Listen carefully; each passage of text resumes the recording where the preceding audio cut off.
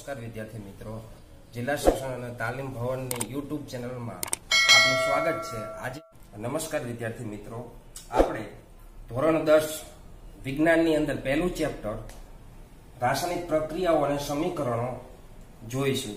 આ ચેપ્ટરની અંદર આપણે કુલ માર્ક 4 માર્ક છે। આ ચેપ્ટરમાંથી એક શોર્ટ આન્સર 3 માર્કનો એક આવે છે, એક ઓબ્જેક્ટિવ પૂછાય છે, તેને ધ્યાનમાં લઈ આપણે પહેલું ચેપ્ટર ભણીશું। હવે રોજિંદા જીવનમાં કેટલીક જે પ્રક્રિયાઓ થાય છે તેના વિશે આપણે જોઈ લઈએ। પહેલી પ્રક્રિયા આપણને આપેલી છે કે ઉનાળામાં ઓરડાના તાપમાને દૂધને ખુલ્લું રાખવામાં આવે છે ત્યારે કઈ પ્રક્રિયા થશે? તો આપણને બધાને ખબર છે કે દૂધ બગડી જશે। દૂધ બગડવા માટેની પ્રક્રિયા જે છે તે દૂધની અંદર લેક્ટોઝ નામની શર્કરા આવેલી હોય છે। આ શર્કરાનું લેક્ટેજ ઉત્સેચકની હાજરીમાં લેક્ટિક એસિડમાં રૂપાંતરણ થાય છે ત્યારે આપણે એમ કહીએ કે દૂધનું દહીંમાં રૂપાંતરણ થયું અથવા દૂધ બગડી ગયું। ત્યારબાદ બીજી એક પ્રક્રિયા આપણને આપેલી છે કે લોખંડના તવા અથવા તો લોખંડની કોઈ પણ વસ્તુને ભેજવાળા વાતાવરણમાં ખુલ્લા રાખવામાં આવે ત્યારે આપણો સામાન્ય અનુભવ છે કે તેના પર કાટ લાગે છે, પણ કાટ લાગવા માટેની રાસાયણિક પ્રક્રિયાઓ કઈ? તો એના માટે કે લોખંડ જે છે Fe આપણે એને જે કહીશું એ હવામાનના ભેજ અને ઓક્સિજનની હાજરીમાં પ્રક્રિયા કરી લોખંડનો કાટ બનાવે છે। ત્યારબાદ બીજી એક પ્રક્રિયા આપણને આપેલી છે કે દ્રાક્ષનું આથવણ થાય ત્યારે તેની અંદર થતી આથવણની પ્રક્રિયા કે દ્રાક્ષનું આથવણ ઈસ્ટ ઉત્સેચકની હાજરીમાં થાય છે અને ઇથેનોલ અને CO2 બનાવે છે। ત્યારબાદ થતી પ્રક્રિયા એક આપણને આપેલી છે કે ખોરાકનું પાચન થવું, એ પણ કે જટિલ ઘટકો જે છે એનું સરળ ઘટકોમાં રૂપાંતરણ થાય છે।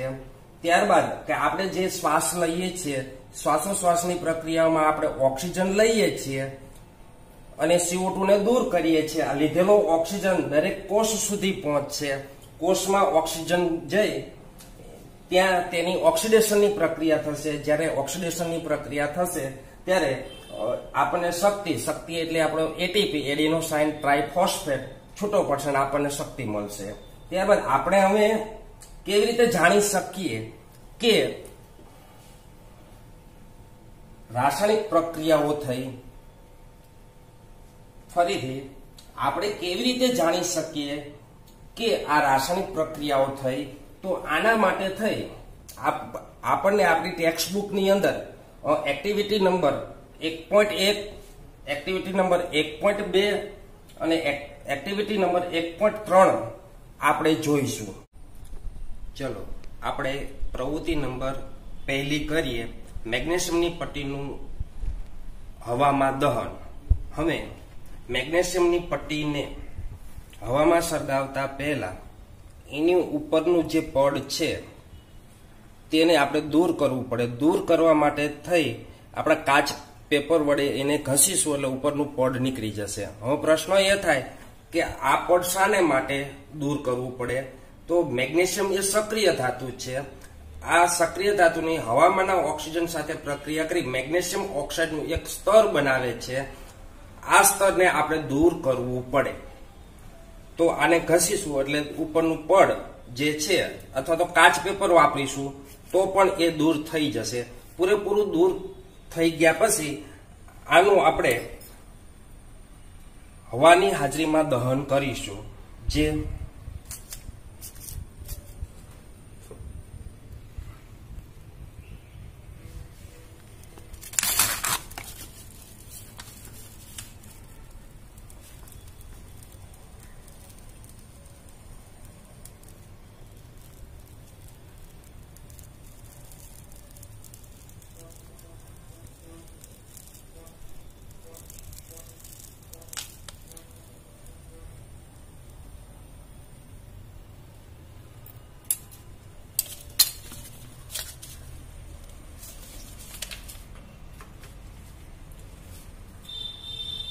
આપણે જોયું કે મેગ્નેશિયમની પટ્ટીને હવામાં દહન કરતા એ જગારામાંથી જ્યોત સાથે સળગે છે અને એક સફેદ પાવડર, એ સફેદ પાવડરનું નામ છે મેગ્નેશિયમ ઓક્સાઇડ. આ મેગ્નેશિયમ ઓક્સાઇડ ની આપણે પાણી સાથે પ્રક્રિયા કરીએ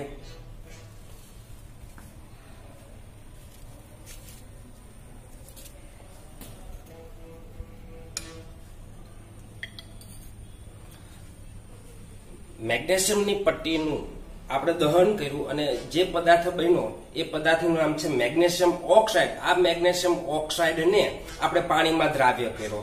અહીંયા એક વસ્તુ આપણે ધ્યાન રાખીશું કે અહીંયા જે આપણને પાવડર મળ્યો એ ધાતુનો ઓક્સાઇડ છે અને ધાતુના ઓક્સાઇડની પાણી સાથેની પ્રક્રિયાથી એ બેઝ બનાવે છે. આ બેઝની આપણે ચકાસણી કેવી રીતે કરશું? તો આ ચકાસણી કરવા માટે થઈને આના માટે આપણે લિટમસ પેપર નો ઉપયોગ કરીશું. લિટમસ પેપર આપણે બોરીશું. લિટમસ પેપર બે પ્રકારના આવે, એક લાલ લિટમસ પેપર અને એક ભૂરો લિટમસ પેપર. એના દ્વારા આની ચકાસણી થઈ શકે. અને આ દ્રાવણ જે આપણને જે મળ્યું એ દ્રાવણ બેઝિક સ્વભાવ વાળું હશે. હવે આપણે એક્ટિવિટી નંબર 1.2 જોઈએ, જેની અંદર બે પદાર્થો આપણે વાપરવાના છે. એની અંદર પોટેશિયમ આયોડાઇડ અને બીજો પદાર્થ છે લેડ નાઇટ્રેટ. લેડ નાઇટ્રેટની પોટેશિયમ આયોડાઇડ સાથેની પ્રક્રિયાનો આપણે અભ્યાસ કરવાનો છે. આ બંને પદાર્થોને મેં એક પેજ ઉપર મેં કાઢેલા છે. આ પદાર્થનું નામ છે પોટેશિયમ આયોડાઇડ. આ પદાર્થનું નામ છે લેડ નાઇટ્રેટ. હવે આ બે પદાર્થોનું મેં અહીંયા જલીય દ્રાવણ બનાવી દીધેલું છે. લેડ નાઇટ્રેટનું જલીય દ્રાવણ અને પોટેશિયમ આયોડાઇડનું જલીય દ્રાવણ. હવે આ બે દ્રાવણને આપણે મિક્સ કરવાના છે અને પ્રક્રિયા શું થાય એનું આપણે ઓબ્ઝર્વેશન કરવાનું છે. તો ધ્યાન રાખશો.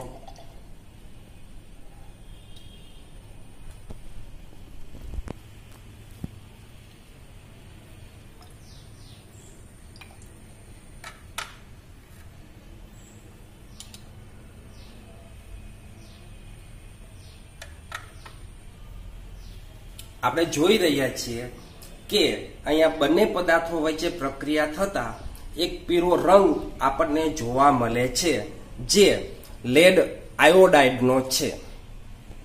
જે રંગ લેડ આયોડાઇડનો છે. હવે વિદ્યાર્થી મિત્રો, આપણે પહેલી પ્રવૃત્તિમાં જોયું કે મેગ્નેશિયમની પટ્ટીનું હવામાં સળગવું. બીજી પ્રવૃત્તિ આપણે જોઈ કે લેડ નાઇટ્રેટની પોટેશિયમ આયોડાઇડ સાથેની પ્રક્રિયા. હવે ત્રીજી પ્રવૃત્તિ ની અંદર આપણે ઝીંક ધાતુની સલ્ફ્યુરિક એસિડ અથવા હાઇડ્રોક્લોરિક એસિડ સાથેની પ્રક્રિયા. એની અંદર આપણે જોઈ શકીએ કે આ પ્રક્રિયાની અંદર ઝીંકના ટુકડા સાથે જો સલ્ફ્યુરિક એસિડની પ્રક્રિયા કરવામાં આવે તો ઝીંક સલ્ફેટ અને હાઇડ્રોજન વાયુ છૂટો પડે છે. જો તમે ઝીંક ધાતુની હાઇડ્રોક્લોરિક એસિડ સાથે પ્રક્રિયા કરો તો ઝીંક ક્લોરાઇડ નામનો પદાર્થ મળે છે અને અહીંયા આપણને હાઇડ્રોજન વાયુ મળે છે. પહેલી પ્રવૃત્તિની અંદર મેગ્નેશિયમની પટ્ટી નું દહન થઈ એક પ્રકાશ ઉત્પન્ન થયો. બીજી પ્રવૃત્તિની અંદર આપણને રંગ પરિવર્તન જોવા મળ્યું. ત્રીજી પ્રવૃત્તિની અંદર આપણે વાયુ ઉત્પન્ન થયો. આમ અવસ્થામાં પરિવર્તન થાય, રંગમાં પરિવર્તન થાય, પ્રક્રિયા દરમિયાન વાયુનો ઉદ્ભવ થતો હોય અથવા તાપમાનમાં કોઈ પરિવર્તન થતું હોય તો આ બધી રાસાયણિક પ્રક્રિયાઓ છે તેમ કહી શકાય. હવે આપણે રાસાયણિક સમીકરણો વિશે આગળ જોઈએ. એની અંદર આપણે પ્રવૃત્તિ 1 ની અંદર જોઈ ગયા કે મેગ્નેશિયમની પ્રક્રિયા ઓક્સિજન સાથે પ્રક્રિયા કરતા મેગ્નેશિયમ ઓક્સાઇડ આપણને પ્રાપ્ત થાય છે. અહીંયા જે સમીકરણ મેં લખેલું છે તે સમીકરણને આપણે શાબ્દિક સમીકરણ તરીકે ઓળખીશું. અહીંયા જે મેં સમીકરણ લખેલું છે તે સમીકરણ અત્યારે આપણે શાબ્દિક સમીકરણ તરીકે ઓળખવામાં આવશે. હવે તેના પછી આગળનો આપણો મુદ્દો છે કે રાસાયણિક સમીકરણ લખવું. પહેલું જે સમીકરણ હતું એ શાબ્દિક સમીકરણ હતું. હવે અહીંયા મેગ્નેશિયમ Mg એટલે મેગ્નેશિયમ, O2 એટલે ઓક્સિજનની પ્રક્રિયા. મેગ્નેશિયમની પ્રક્રિયા ઓક્સિજન જોડે કરતા મેગ્નેશિયમ ઓક્સાઇડ નામનો પદાર્થ આપણને મળ્યો હતો. અહીંયા જે સમીકરણ મેં લખેલું છે તે સમીકરણ અસંતુલિત રાસાયણિક સમીકરણ તરીકે ઓળખવામાં આવશે, અથવા અહીંયા મેં માળખાકીય રાસાયણિક સમીકરણ લખેલું છે તેને માળખાકીય રાસાયણિક સમીકરણ તરીકે પણ ઓળખવામાં આવશે. આ સમીકરણને આ બાજુ જે છે એને આપણે ડાબી બાજુ કહીશું, આ બાજુ આપણે જમણી બાજુ કહીશું. સમતોલિત રાસાયણિક સમીકરણ અહીંયા એક આપણે ધોરણ 9 માં શીખી ગયા દર સંચયનો નિયમ. દર સંચયના નિયમની અંદર કે કોઈ પણ રાસાયણિક પ્રક્રિયામાં દ્રવ્યનું સર્જન કે વિનાશ શક્ય નથી. મતલબ એવો થયો કે ડાબી બાજુ જેટલા પરમાણુઓ હતા એટલા જ પરમાણુઓ જમણી બાજુએ હોવા જોઈએ. દ્રવ્ય સંચયનો નિયમ એ કહેવા માંગે છે કે જેટલા પરમાણુઓ આપણે પ્રક્રિયા પહેલા હતા એટલા જ પરમાણુઓ પ્રક્રિયા પછી પણ હોવા જોઈએ. પ્રક્રિયા શરૂ થતા પહેલા અને પૂર્ણ થયા બાદ તેમાં રહેલા દરેક તત્વના પરમાણુની સંખ્યા સમાન રહેવી જોઈએ. તો એના માટે ફરીથી સમતોલિત રાસાયણિક સમીકરણ આપણું એવું થશે. અહીંયા ઉપરના સમીકરણની અંદર આપણે જોઈએ, અહીંયા મેગ્નેશિયમ 1 છે, મેગ્નેશિયમનો પરમાણુ 1 છે, આ બાજુ પણ 1 છે. અહીંયા ઓક્સિજનના પરમાણુ 2 છે, પરંતુ આ બાજુ 1 જ છે. આ સમીકરણને આપણે સમતોલિત કરવું હોય તો એના માટે મેગ્નેશિયમના 2 પરમાણુ ઓક્સિજનના 2 પરમાણુ સાથે પ્રક્રિયા કરી મેગ્નેશિયમ ઓક્સાઇડ નામનો પદાર્થ બનશે. અહીંયા જોઈ લઈએ 2 મેગ્નેશિયમ 2 મેગ્નેશિયમ 2 ઓક્સિજન, આ બાજુ પણ 2 ઓક્સિજન. તો આ સમીકરણને આપણે સમતોલિત રાસાયણિક સમીકરણ કહેવામાં આવશે. હવે અન્ય સમીકરણ પણ આપણને આપેલા છે, અન્ય ઉદાહરણો પણ આપણને આપેલા છે. એ ઉદાહરણ પણ આપણે જોઈ લઈએ કે શાબ્દિક સમીકરણ કે ઝીંક ધાતુની પ્રક્રિયા સલ્ફ્યુરિક એસિડ સાથે કરતા ઝીંક સલ્ફેટ પ્લસ ડાયહાઇડ્રોજન વાયુ આપણને પ્રાપ્ત થાય છે. આ સમીકરણને આપણે શાબ્દિક સમીકરણ તરીકે ઓળખીશું. એના પછી નીચેનું સમીકરણ કે ઝીંક વત્તા H2SO4 it gives ZnSO4 plus H2 gas. આ બંને સમીકરણને સમતોલિત સમીકરણ વત્તા માળખાકીય સમીકરણ તરીકે પણ ઓળખવામાં આવશે. હવે એક આપણે આગળ એક ઉદાહરણ જોઈએ. એ ઉદાહરણને આપણે સમતોલિત કરીશું. એ ઉદાહરણ એવું આપણને આપેલું છે કે એક Fe એટલે આયરન લોખંડ ની પ્રક્રિયા પાણી સાથે કરતા આપણને Fe3O4 આયરન ઓક્સાઇડ અને H2 વાયુ બનાવે છે. આ સમીકરણને આપણે સમતોલિત રાસાયણિક સમીકરણ સ્વરૂપે લખવું છે. તો આપણે દરેક સ્ટેપને અનુસરીશું. એમાં પહેલું સ્ટેપ છે કે દરેક તત્વ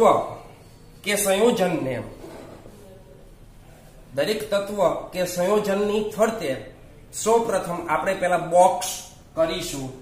અહીંયા Fe ની ફરતે બોક્સ, H2O ની ફરતે બોક્સ, Fe3O4 ની ફરતે બોક્સ કરીશું અને H2 ની ફરતે બોક્સ કરીશું. અહીંયા હવે સ્ટેપ 2 ની અંદર ડાબી બાજુ અને જમણી બાજુમાં રહેલા જુદા જુદા તત્વના પરમાણુની પહેલા આપણે યાદી બનાવી લઈએ. તો આ સમીકરણને આપણે ધ્યાનમાં લઈ 3 તત્વો છે સમીકરણની અંદર, Fe, હાઇડ્રોજન અને ઓક્સિજન. ડાબી બાજુ અને જમણી બાજુ, પહેલા ડાબી બાજુની આપણે ગણતરી કરી લઈએ. ડાબી બાજુ Fe 1 છે,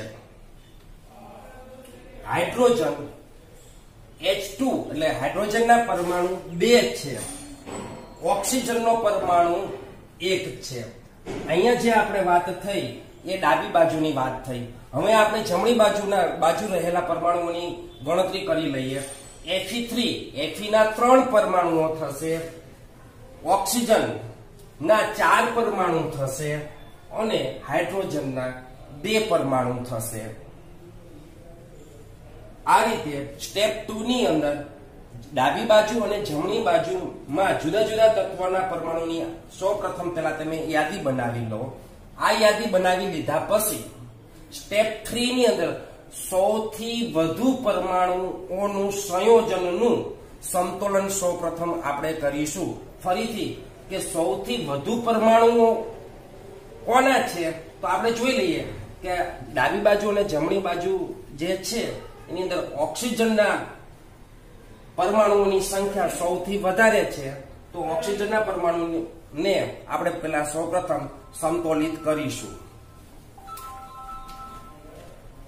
અહીંયા ઓક્સિજનનો પરમાણુ ડાબી બાજુ અને જમણી બાજુની ગણતરી કરી લઈએ. શરૂઆતમાં જોઈ લો, આ સમીકરણની અંદર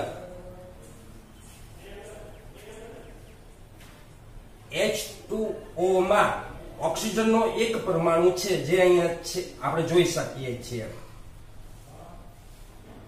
જમણી બાજુ ઓક્સિજનના પરમાણુઓ 4 છે એટલે એ Fe3O4 માં ઓક્સિજનના 4 પરમાણુ આવેલા છે.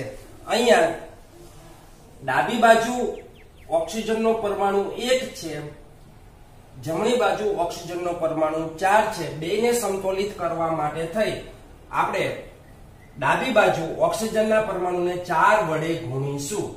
1 ગુણ્યા 4, અહીંયા તો 4 છે જ, એના ગુણ્યા 1. તો આપણું નવું સમીકરણ ફરીથી બનશે. એ સમીકરણ Fe, પેલા જે સમીકરણ અહીંયા લખેલું હતું કે Fe વત્તા H2O it gives Fe3O4 plus H2, એ મુજબ પેલા લખી વાળો.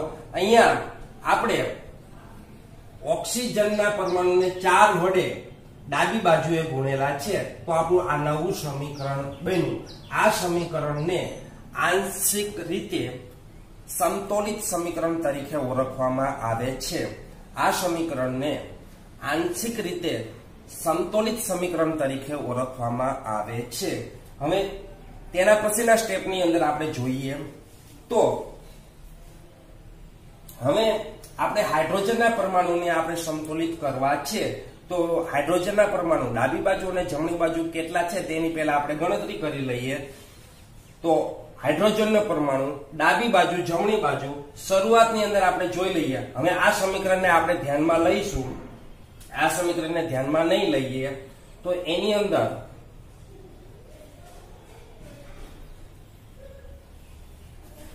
હાઇડ્રોજનના પરમાણુ 4 દુ ને 8, આ 8 પરમાણુ એ H2O માં રહેલા છે. જમણી બાજુ હાઇડ્રોજનના પરમાણુ અહીંયા H2, હાઇડ્રોજનના 2 પરમાણુઓ છે. અહીંયા 8 છે, અહીંયા 2 છે. 2 ને સંતુલિત કરવા હોય તો H2 ને આપણે 4 વડે ગુણવા પડે. તો આપણું નવું સમીકરણ, આ જે સમીકરણ છે એને લખી વાળો એમ નામ કે Fe ના Fe, 4H2O ના 4H2O, Fe3O4 અહીંયા આપણે 4 વડે ગુણેલા છે. તો અહીંયા 4 વડે આપણે ગુણીશું. આ નવું આપણું સમીકરણ હવે બનશે. ચોથા સ્ટેપની અંદર હાઇડ્રોજનના પરમાણુને સમતોલિત કરતા આપણને નવું મળેલ સમીકરણ Fe વત્તા 4H2O it gives Fe3O4 plus 4H2 થશે. હવે આગળના સ્ટેપ માટે આપણે આ સમીકરણને ધ્યાનમાં લઈશું. આગળના સ્ટેપની અંદર સ્ટેપ નંબર 5, હવે આપણે Fe ના પરમાણુને સમતોલિત કરીશું. તેની અંદર Fe ના પરમાણુ ડાબી બાજુ અને જમણી બાજુ બંને બાજુથી આપણે પહેલા શરૂઆતમાં ગણતરી કરી લઈએ. તો ડાબી બાજુએ Fe ના એક પરમાણુ છે જે અહીંયા Fe માં એક મેં લખેલ છે. જમણી બાજુ અહીંયા Fe ના 3 પરમાણુ છે જે જમણી બાજુ થશે. જમણી બાજુ 3 પરમાણુ Fe3O4 માં થશે. અહીંયા આપણે જોઈ લઈએ કે અહીંયા એક પરમાણુ છે, અહીંયા 3 પરમાણુ છે, તો એક પરમાણુને આપણે સમતોલિત કરવા પડે તો તેના માટે આપણે એને 3 વડે ગુણીશું.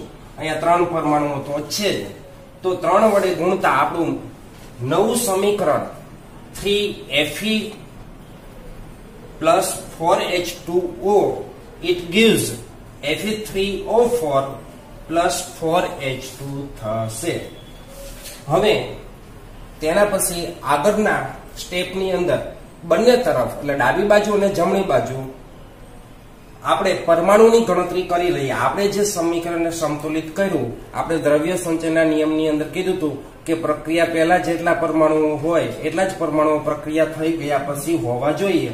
આપણે સમતુલિત સમીકરણ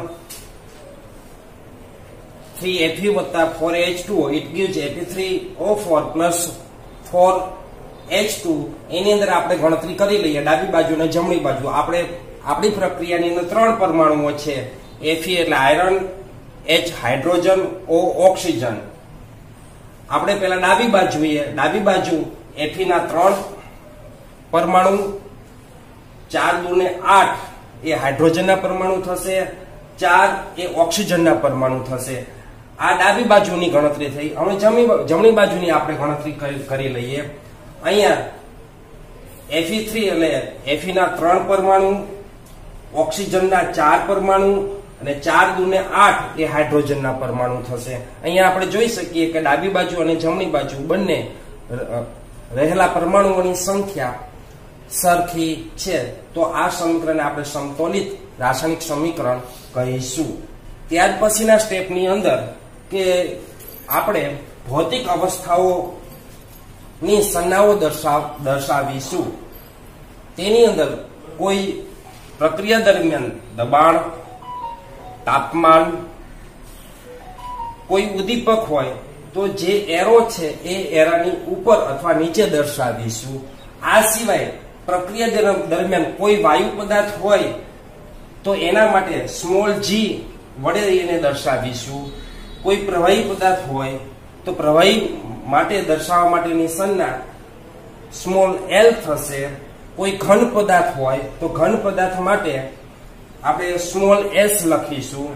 આ સિવાય કોઈ જલીય દ્રાવણ વાપરવામાં આવેલું હોય પ્રક્રિયા માટે તો તેને આપણે સ્મોલ aq વડે દર્શાવીશું. આમ આપણું સમીકરણ 3Fe solid plus 4H2O gas, મતલબ આ વરાળ સ્વરૂપમાં છે, પાણી એ વરાળ સ્વરૂપમાં છે.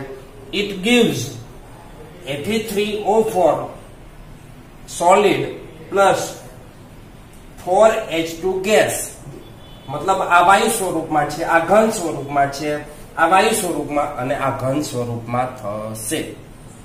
હવે પછી આપણે આગળના ટોપિક પછી જોઈશું. નમસ્કાર.